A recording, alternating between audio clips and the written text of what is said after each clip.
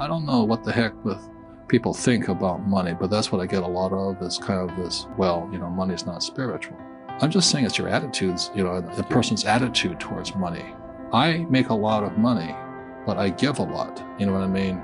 It goes to biblical principle: the more you give, the more you receive.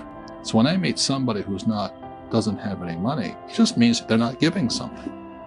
So a lot of times there's people who would like more, but they're not giving anything. So they're like my poor dad. He belonged to the labor unions, and he wanted to work less and get paid more. Well, that's anti-religious to me. If you want to get paid more, work more, give more. That's how I see it. Well, I wasn't poor by most people's standards, but I came from a family with a poor attitude, if you know what I mean. Because rich, poor, middle class, poverty starts with a fundamental attitude. So I was in Hawaii, I was 9 years old. My father was the head of education, PhD, very smart man, good guy. And for some reason, we moved across town and I went to a school with rich kids. So this is a little town called Hilo, Hawaii. That's not on the map anywhere, but it is. It's a sugar plantation town. So when I was 9 years old, I moved to this rich kids school. And suddenly I realized I was poor because it's relative, as Einstein, it's all relative. And my classmates were mostly white guys. And I was one of the few Asians in the class. And these guys, their fathers owned the banks, they owned the plantations, they owned the car dealerships, they owned the meat packing company, they owned the ranches. And I'm going, how come my dad doesn't own that? Well, most successful entrepreneurs have gone bust.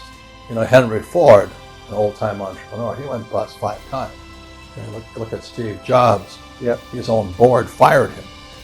Bill Gates was taken before the Supreme Court for monopolistic practices.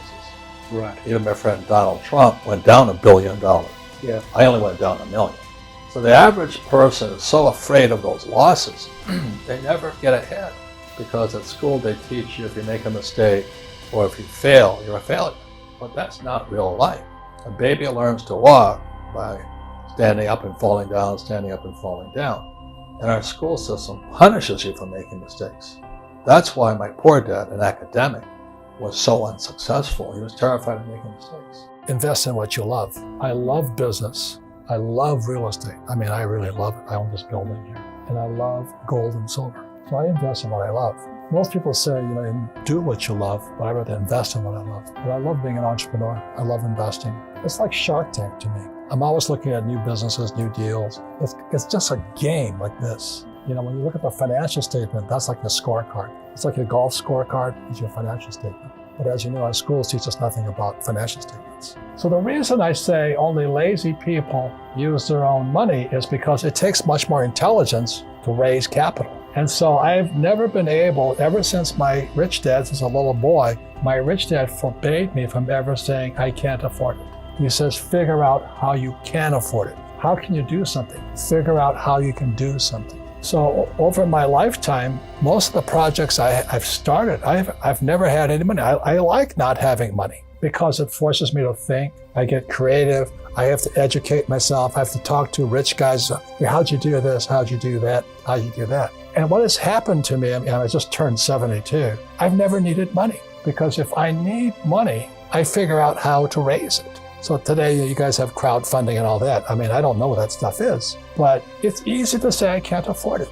All the poor people say I can't afford it. All the poor people say, well, it's tax the rich. All the poor people are saying, well, give me a free education, free food, free schooling, free manicures, free pedicures. There's laziness.